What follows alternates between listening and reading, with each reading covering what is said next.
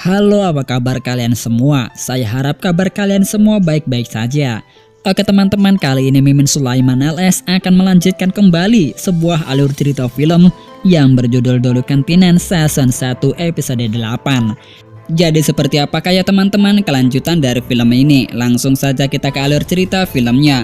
Sebelum melanjutkan menonton, Mimin sarankan kepada teman-teman jangan lupa ya untuk terus dukung channel Sulaiman LS dengan cara tekan tombol like, komen, dan subscribe-nya agar Mimin selalu menghibur kalian semua.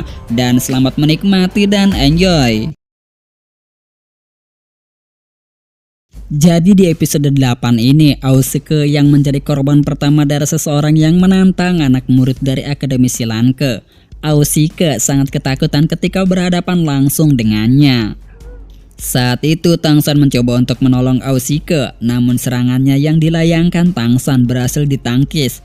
Lalu orang itu mengeluarkan keempat cincin rohnya. Di antaranya cincin roh warna ungu memiliki usia ribuan tahun, dan yang terakhir cincin roh warna kuning usianya ratusan tahun.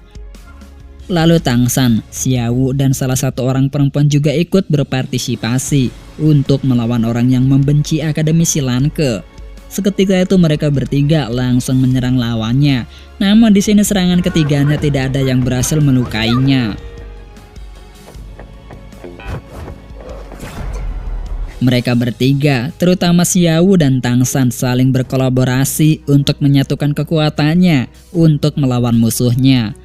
Pada awalnya langkah ini telah berhasil menyudutkan lawannya, namun ternyata setiap serangan mereka masih saja bisa ditahan. Justru mereka di sini yang jadi bulan-bulanan dari lawannya.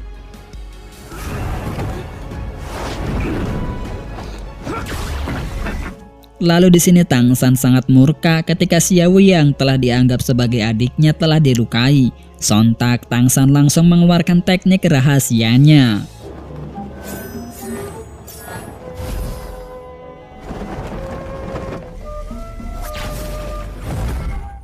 Di sini Tangsan benar-benar masih terdesak saat melawan musuhnya. Tubuh Tangsan sangat terasa berat saat dia ingin melawan karena musuhnya menggunakan kekuatan gravitasi, sehingga tubuhnya menjadi susah untuk digerakkan.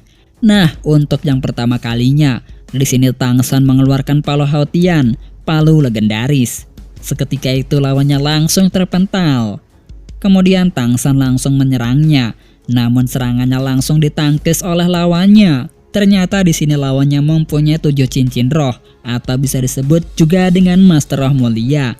Dan waktu itu Tangsan langsung pingsan karena kekuatan dari lawannya sangatlah besar. Saat Tangsan baru bangun dari pingsannya, ternyata lawannya ini adalah guru di Akademi Silanke. Dia menyamar jadi seorang penjahat. Ini adalah ujian untuk masuk ke sekolah Silanke.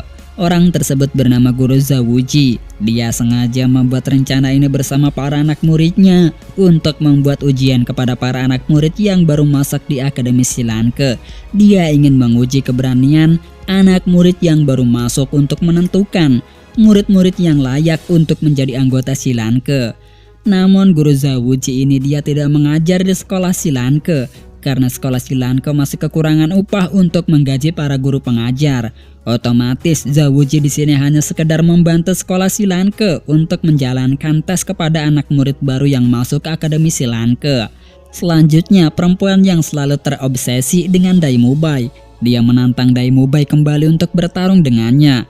Namun wanita tersebut bukanlah tandingan dari Dai Mubai, karena Dai Mubai mempunyai 3 cincin roh atau biasa yang disebut dengan Master Roh Agung. Seketika itu wanita tersebut langsung terdiam karena melihat kekuatan dari Dai Mubai yang sangat kuat.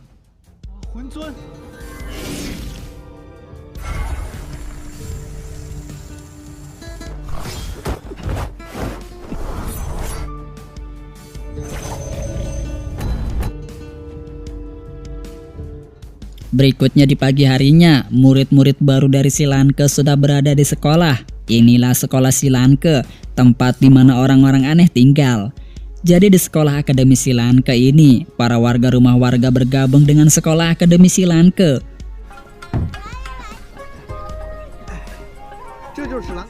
Perkenalkan, ini kepala Akademi Silanke. Dia bernama Lande.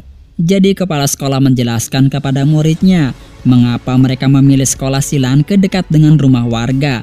Karena alasannya biaya di sini sangat murah, sedangkan Silanke ini selalu kekurangan dana untuk membuat sekolah.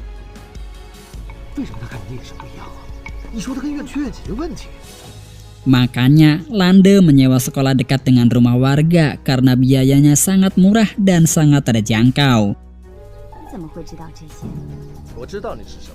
Para muridnya agak sedikit kaget mendengar semua ini. Mereka mengira sekolah Akademi Silanke ini sama saja dengan sekolah-sekolah lainnya. Namun apa boleh buat, mereka harus menerima keadaan ini. Lalu di sini Lande mengajak seorang perempuan yang sombong ke kantornya. Lalu Lande memperlihatkan Master Su Yuntao yang sedang terpengaruh oleh kekuatan Lande. Ternyata wanita itu anggota dari Balai Roh Pelindung. Niatnya kesini mungkin sedang memata-matai sekolah Akademi Silanke. Namun wanita itu bilang kepada Lande jika dia kesini ingin membantu sekolah Silanke. Karena menurut kabar yang dia dengar, sekolah ini akan didiskualifikasi oleh wali kota Suto. Awalnya kepala sekolah menolaknya karena ditakutkan perempuan tersebut akan menghancurkan sekolahnya karena dia berasal dari Balai Roh Pelindung. Namun berkat dari kecerdasan perempuan tersebut dengan memberikan sejumlah uang koin kepada kepala sekolah, akhirnya Lande pun mau menerima perempuan tersebut untuk menjadi muridnya. Berikutnya yang memperlihatkan Tangsan yang sedang bersama dengan Ausike yang sedang berbincang-bincang mengenai Akademi Silanke. Pada saat itu terlihat antara Tangsan dan juga Ausike terlihat sangat akrab sekali, padahal mereka baru bertemu, akan tetapi persahabatan mereka sudah mulai terlihat.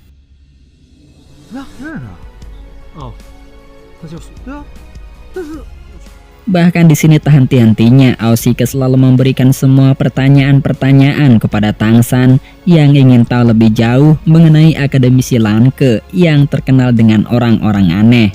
Akan tetapi Akademi Silanke banyak terdapat orang-orang yang sangat sakti mandraguna. Dengan membuktikan Daimobai, salah satu orang yang memiliki beberapa cincin yang sudah disebut sebagai Master Roh Mulia.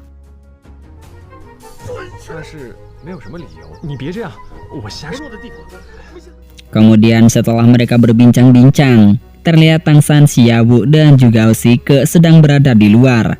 Terlihat Tangsan yang sedang berhenti di sebuah hotel.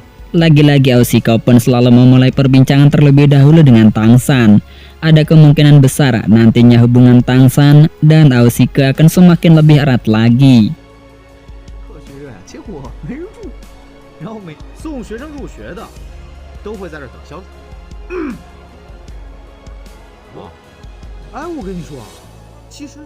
Lalu Tangsan saat bersama dengan Ausike dan juga dengan Xiaowu, gurunya datang untuk menemui Tangsan.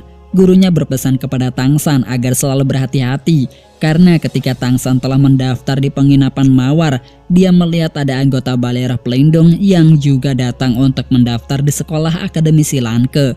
Gurunya meminta Tangsan untuk selalu siap siaga karena suatu saat nanti pasti akan ada para petugas dari Balai Roh Pelindung yang akan menangkapnya.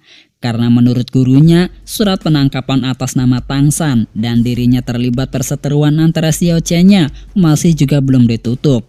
Gurunya di sini sangat khawatir dengan Tangsan. Dia takut jika Tangsan akan tertangkap. Gurunya di sini selalu melindungi Tangsan.